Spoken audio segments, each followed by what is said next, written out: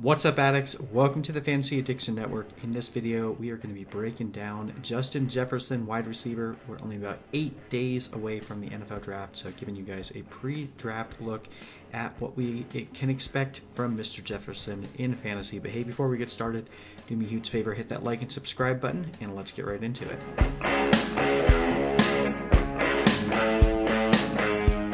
Started, check out the link in the description. We are offering a free till kickoff special for our fan companion tool. You get access all the way up into the kickoff of the NFL season for absolutely free, so make sure you check out that link. All right, Justin Jefferson, wide receiver out of LSU, one of my favorite prospects coming out of this class. This is a very valuable wide receiver class. A lot of people already know that. Obviously, if you're in dynasty leagues, you've been paying attention and are very aware of the amount of high caliber, high potential wide receivers coming out of this class.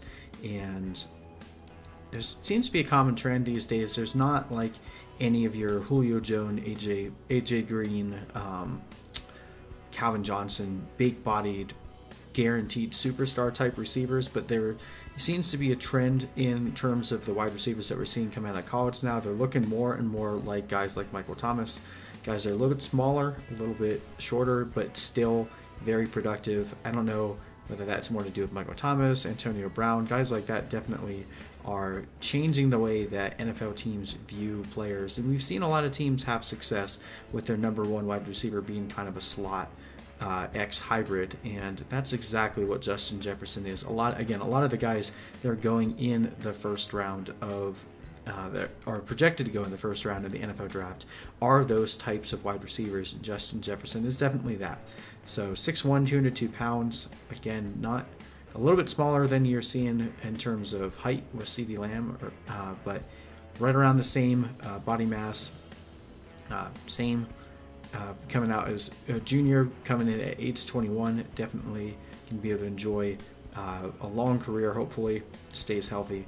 But some of his metrics here are 4.43 40 time, that's 86th percentile, 83rd percentile speed score, and 80th percentile burst score. Didn't do all of the workouts in the combine, didn't have a pro day, obviously. We're missing a lot of the metrics this year, so there's a little bit of black box for a lot of these guys, but overall, the most amazing thing about Justin Jefferson is just truly how he transformed his game heading into LSU.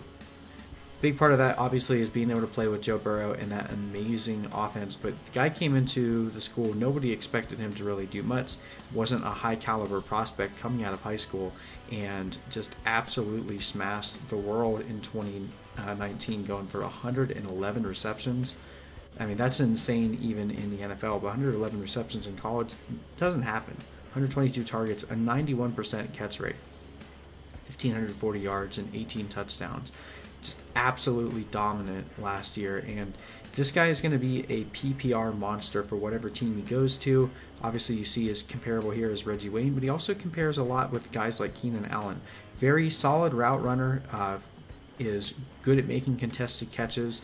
Again, not the biggest bodied guy, so not like your Des Bryant throw it up into the end zone type, but he does have a very good catch point, has a very good jump ball, incredible hands, just very high football intelligence in terms of being able to, follow the route when necessary, be able to high point the ball.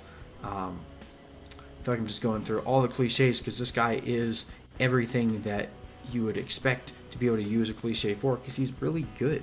And the best thing about Justin Jefferson being a lower caliber name, at least in terms of the way that the NFL draft is viewing him, is he's likely to go on to a better team because he's going to get drafted most likely in the later part of the first round. I don't foresee him falling into the second round at all, but again, this is a weird draft with the current pandemic, so it does make things a little bit interesting, but I don't really see Justin Jefferson slipping out of the first round. But if he goes in the back end of the first round, you could see him go to a team like the Philadelphia Eagles or the Green Bay Packers that are in desperate need of a receiver for the type of receiver that Justin Jefferson is.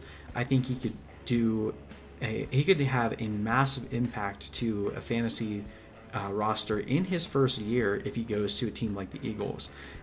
So if we're looking for last year's A.J. Brown, at least in terms of redraft leagues, unless he goes to a crappy landing spot, I would put my money pre-draft on Justin Jefferson to be the most valuable fantasy wide receiver in year one.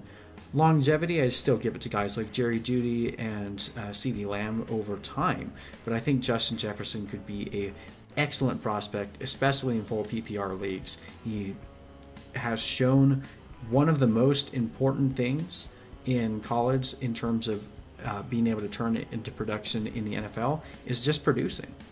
Metrics are great, size is great, but production at a large scale school is one of the biggest predictors of success in the NFL, and he had massive production. Like, there's no one in this class that had a season like Justin Jefferson had last year. Again, a lot of that had to do with the way the LSU was just lighting the world on fire and breaking a bunch of records, but that matters. Having 111 receptions in a single season really matters, and it's not like he has any metrics that you're like, oh, he's not that fast. No, he's quick. He's very quick, good burst, able to get around defenders, able to get open quickly, decent run blocker. Not the best, but again, he can do what he needs to do. So I love Justin Jefferson a lot this year. I think he's getting a little undervalued in the fantasy community, but if you can nab him at the back end of the first round, if you miss out on any of the running backs, I think you're going to be pleasantly surprised with what he can do quickly in his NFL career. Anyway, thank you guys so much for watching. We're going to keep breaking down some of the wide receivers here and then jump into tight ends soon. So keep checking back for more content, and we'll see you in the next video.